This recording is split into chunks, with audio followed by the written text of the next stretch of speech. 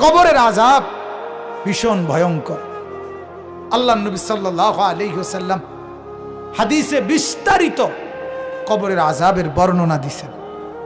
আল্লাহ তাআলা কোরআনে বলছেন, ওয়ামিন ওয়ারাইহিম বারযাখুন ইলা ইয়াউমি ইউবআসুন। আল্লাহ তাআলা বললেন যে তোমরা মৃত্যুর পরে কিয়ামতের মাঠে পুনরায় উঠানো পর্যন্ত মাঝের এই টাইম বারযাখ অর্থাৎ কবরের এই জিন্দেগিতে অবস্থান করো। এই আয়াত দ্বারা কবরের জীবনের সুবুত স্পষ্ট কোরআনে পাওয়া যায়। নবী সাল্লাল্লাহু আলাইহি ওয়াসাল্লাম বলছেন, প্রতিদিন কবর, যার কবর যেখানে, তার কবর তাকে ডাক দিয়ে বলে, ও আল্লাহর বান্দা শোনো, আনা বাইতুদ দুদ, আমি পোকামাকড়ের ঘর। আমার বাপ শুনেন, যুবক আপনারাও শুনেন, আপনারাও শুনেন, কবর কিন্তু নির্দিষ্ট কোনো বয়সে যায় না বাপ। প্রতিদিন কোলের বাচ্চাও কবরে যায়, 90 বছরের বুড়াও কবরে যায়, 16 বছরের 20 বছরের তাগড়া জওয়ানও কবরে যায়। কবরস্থানে সব ধরনের লাশ আছে। এজন্য কবর ডেকে বলে, ও আল্লাহর বান্দা, আমি পোকামাকড়ের ঘর। তুমি তো সেই ব্যক্তি যে একটা মশারি ছাড়া, একটা সামান্য মশার কামড় সহ্য করতে পারো না। একটা মশা কানের কাছ দিয়ে গেলে তোমার ঘুম ভাঙ্গা যায়। মশারি টাঙ্গাও, কয়েল জ্বালাও, অ্যারোসল লাগাও, এত কিছু করে তুমি মশার একটা আওয়াজ থেকে, কামড় থেকে বাঁচতে চাও। হায় আল্লাহর বান্দা, তো বছরের পর বছর, শত শত বছর কবরের মধ্যে এই পোকামাকড়ের ঘরে কেমনে থাকবে? কবর প্রতিদিন বলে, আনা বাইতুল ওয়াহদা, ও আল্লাহর বান্দা, আমি কিন্তু একাকী ঘর, কেউরে পাবা না, কেউরে না। আমার বাপ, এই পৃথিবীতেও একাকিত্বের যন্ত্রণা বড় সাংঘাতিক। আপনার ঘরে যদি লক্ষ কোটি টাকারও মাল সামানা থাকে, খাদ্য খাবার, ফল ফলাদি সব আছে, সব আছে, শুধু স্ত্রী নাই, মা নাই, বাপ নাই, ছেলে নাই, মেয়ে নাই, কেউ নাই, আপনি শুধু একা।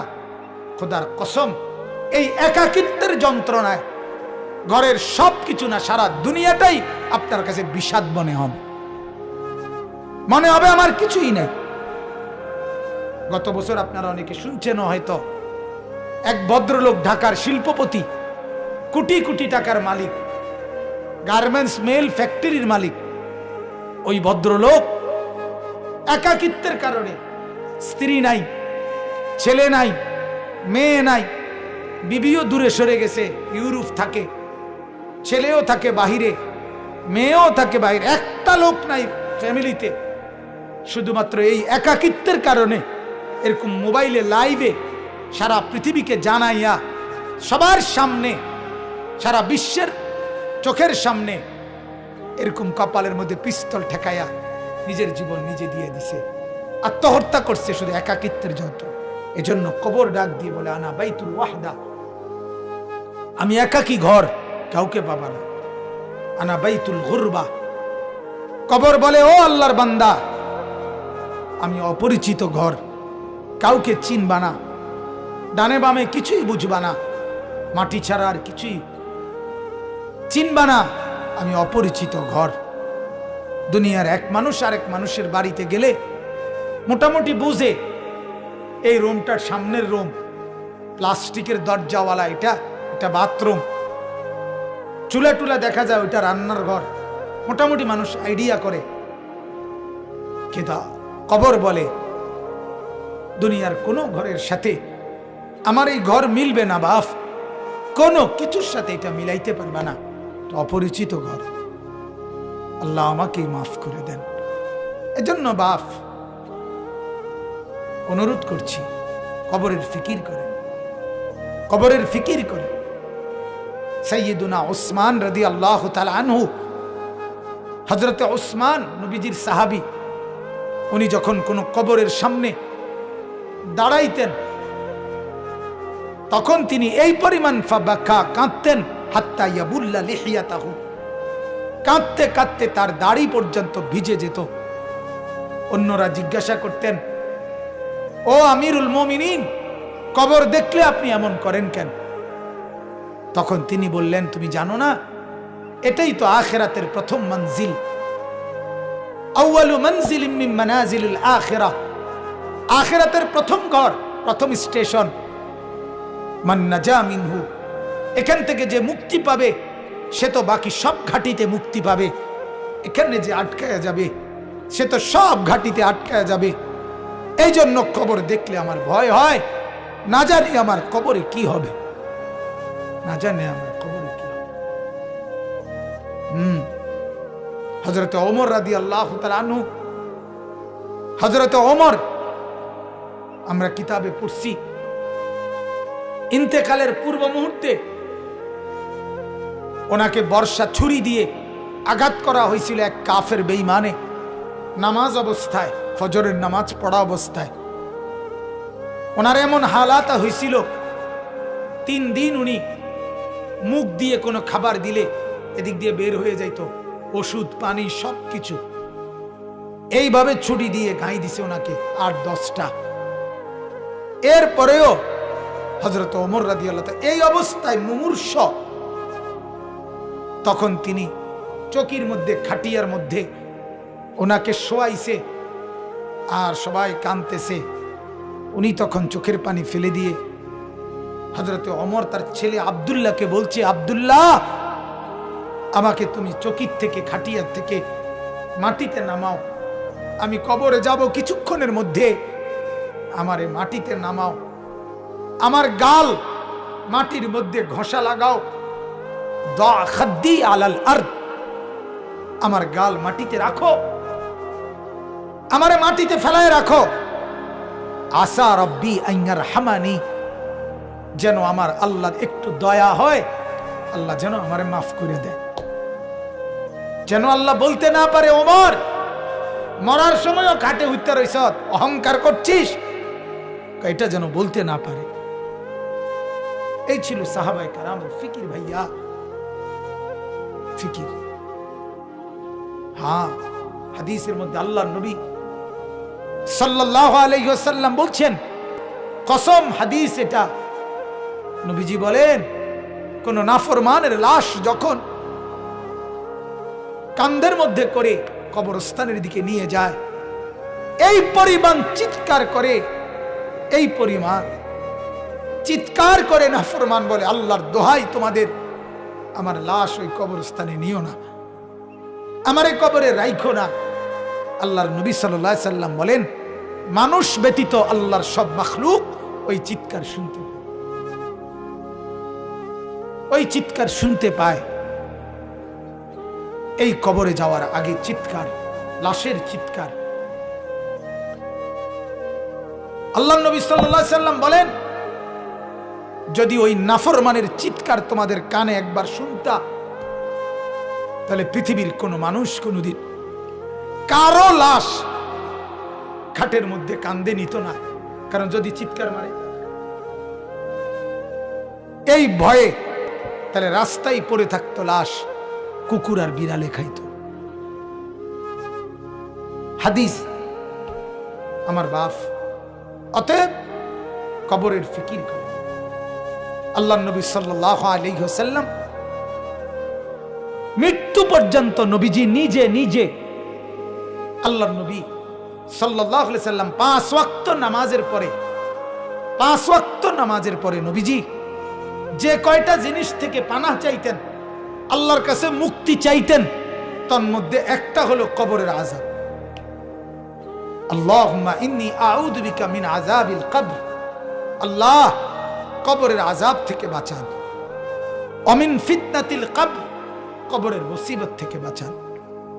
আল্লাহর নবী সাল্লাল্লাহু আলাইহি সাল্লাম বলেন, কোন নাফরমান যখন কবরে প্রশ্নের জবাব দিতে পারবে না, তখন আল্লাহ তাআলার পক্ষ থেকে বলা হবে, ফাআফরিশুহু মিনান নার ওয়ালবাসুহু মিনান নার ওয়াফতাহু লাহু বাবান ইলান নার। ও ফেরেশতারা, এই নাফরমানের কবরে জাহান্নামের বিছানা বিছায় দাও, জাহান্নামের পোশাক পরায় দাও, জাহান্নাম বরাবর দরজা খুলে দাও।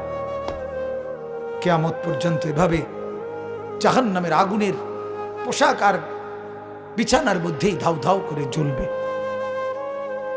আল্লাহ নবী সাল্লাল্লাহু আলাইহি সাল্লাম বলেন, নাফরমানের কবরে এমন একজন ফেরেশতাকে পাঠানো হবে, যেই ফেরেশতা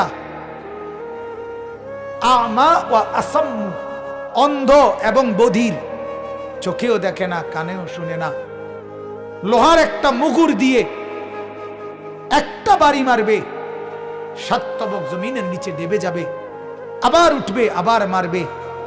আর ওই নাফরমান কবরে চিৎকার করবে, ভীষণ কান্নাকাটি করবে, কিন্তু ওই ফেরেশতা তো চোখেও দেখে না, কানেও শুনে না, তোমার চিল্লানি শুনবে কি? আল্লাহ আমাকে মাফ করে দেন। এজন্য রাত গভীরে আপনাদেরকে বললাম, ভাই আমাকেও বললাম, উসিকুম ওয়া ইয়া, আপনাদেরকেও নসিহত করছি, আমাকেও। প্রত্যেকেই কবরের প্রস্তুতি নেই। আল্লাহ তাআলা বলছে, বান্দা কি হলো, বান্দা হলোটা কি? মাটির উপরে একটা ঘর, সেটারে কত যত্ন করে সাজাইলা, কত দামি টাইলস, কত খাট পালং সোফা, ফার্নিচার, ফ্রিজ, এসি, দরজা জানালা, কত সুন্দর করে মাটির উপরের ঘর সাজাইলা। আহা বান্দা, তুমি কি জানো না মাটির নিচেও তো তোমার আরেকটা ঘর আছে, সে ঘরের নাম কবর। এটাকে সাজাইলা না কেন? মাটির উপরের ঘর যদি সাজে খাট পালং আর সোফা দিয়ে, তো মাটির নিচের ঘর সাজে জিকির তাসবিহ তেলাওয়াত দিয়ে, আল্লাহর গোলামি দিয়ে, সেজদা দিয়ে, নামাজ দিয়ে, হালাল ভক্ষণ করে কবরের ঘর সাজাইতে হয়।